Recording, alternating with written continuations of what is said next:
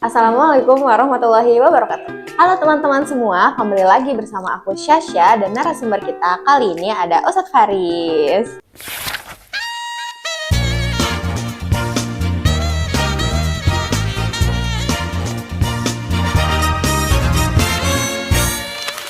Nah teman-teman, jadi kan sebelumnya kita nih udah membahas terkait historical nih teman-teman, kira-kira gimana sih historisnya Desa Mojopuro gitu.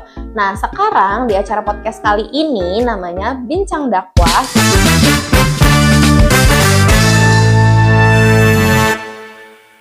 Di podcast kali ini kita mau membahas nih terkait kira-kira bagaimana ya cara Islam bisa masuk dan akhirnya berkembang di Desa Mojopuro ini. Oke, langsung aja ya Ustadz. Iya. Oke. Ikan cepat, ikan gabus. Cakep. Semakin cepat, semakin bagus. Oke. Oke deh Ustadz. Tapi jangan lupa itu. Nah Ustadz, biasanya kalau di desa itu kan mereka lebih kental dengan adat dan istiadatnya nih daripada nilai keagamaannya. Kira-kira bagaimana sih Desa Mojopuro ini Islam itu bisa masuk gitu ke desa ini, dan juga bagaimana sih caranya agama Islam itu berkembang di sini?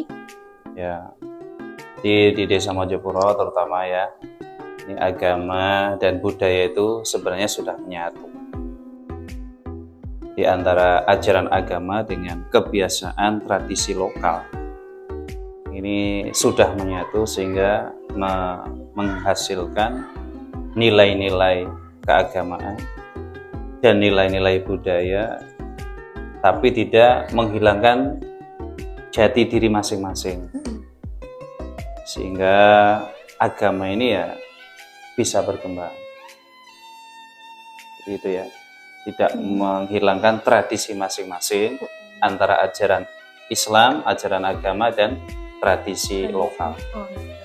Jadi memang di sini tuh tradisinya masih dapat, tapi nilai keagamaannya juga nggak ketinggalan gitu ya Ustadz.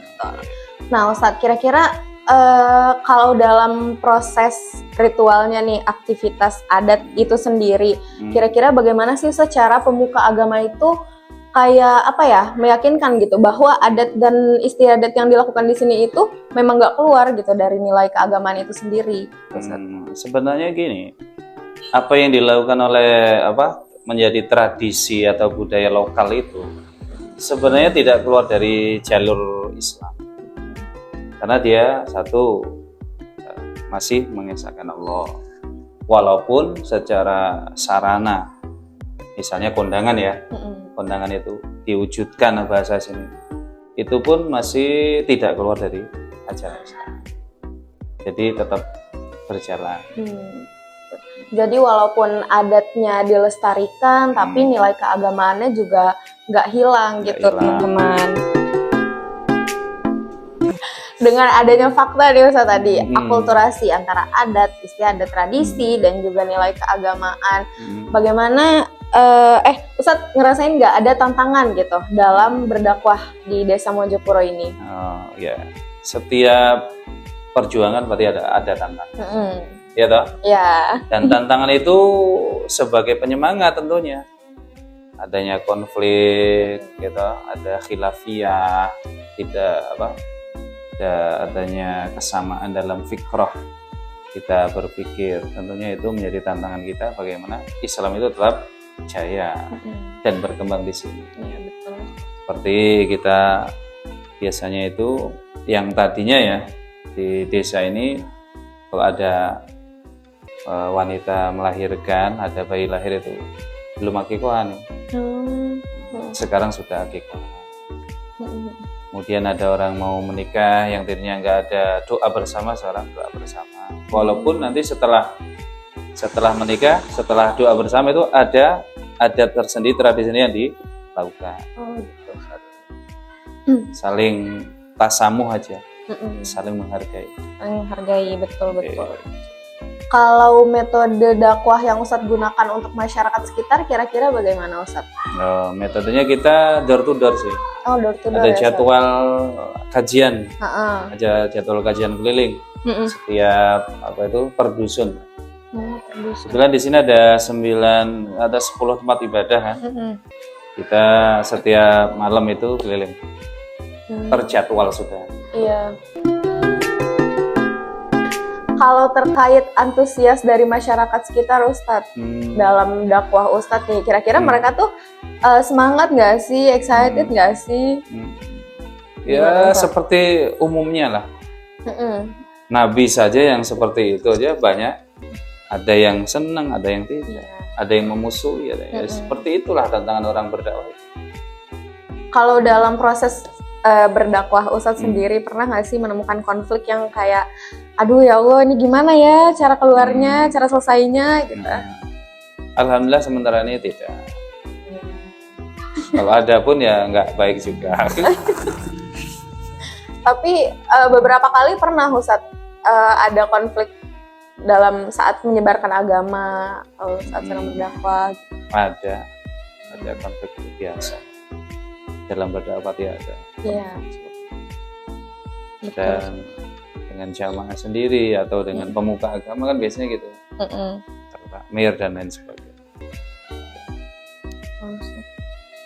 Kalau dari Ustadz sendiri nih, kira-kira Ustadz bisa menyimpulkan nggak sih bagaimana masyarakat itu akhirnya bisa memaknai kehidupannya setelah akulturasi itu terjadi?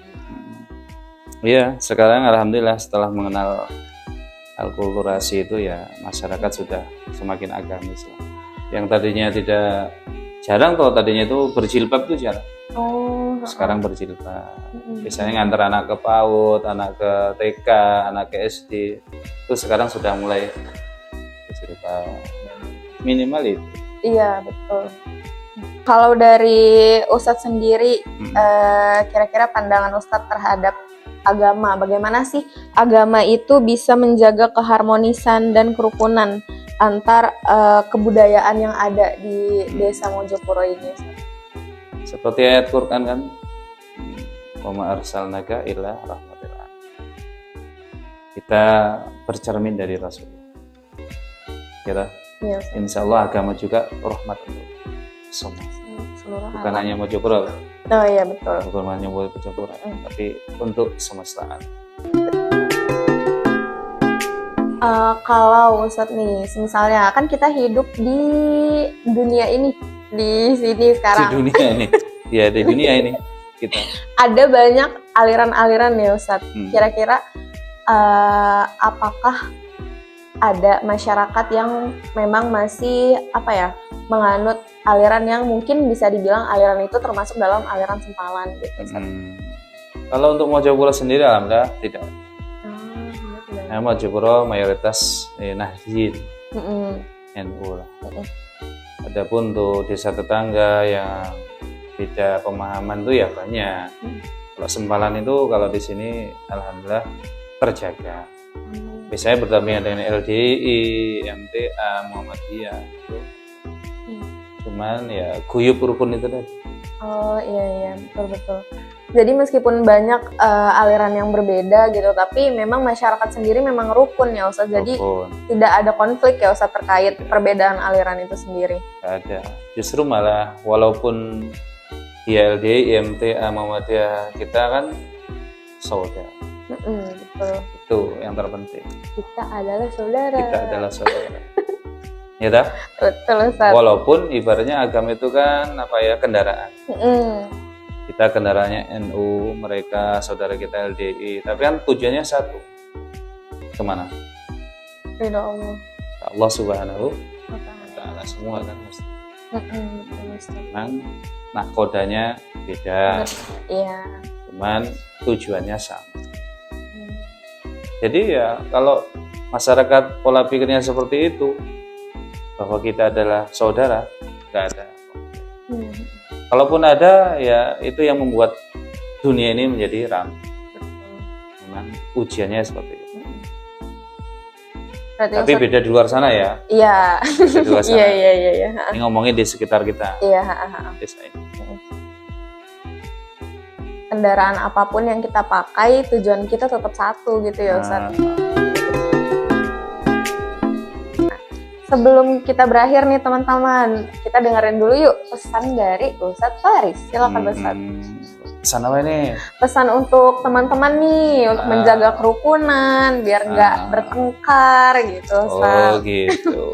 Setiap orang itu mempunyai sifat dan karakter masing-masing. Ada yang kalem, ada yang pemarah, gitu. Yang mana nih? Dua-duanya. Saya kalem bisa, pemarah bisa. Jadi nilailah seseorang itu dari dua sisi, jangan satu sisi. Ada sisi yang baik, ada sisi yang buruk. Kebanyakan manusia tuh menilai dari sisi buruknya saja. Padahal setiap orang tuh punya sisi baik. 1000 kebaikan yang sudah dilakukan bisa terkikis dengan satu kejelekan. Oleh karena itu teman-teman semuanya, ayo pandanglah saudara kita, teman kita, keluarga kita dari dua sisi. Kalaupun ada sisi buruknya, kita yang lebih baik yang harus kita pilih adalah sisi baiknya. Sehingga hati kita menjadi jernih, pikiran kita tidak suuzon ya kepada siapapun, sehingga kita hidup dengan tentram, damai, bahagia dunia akhirat.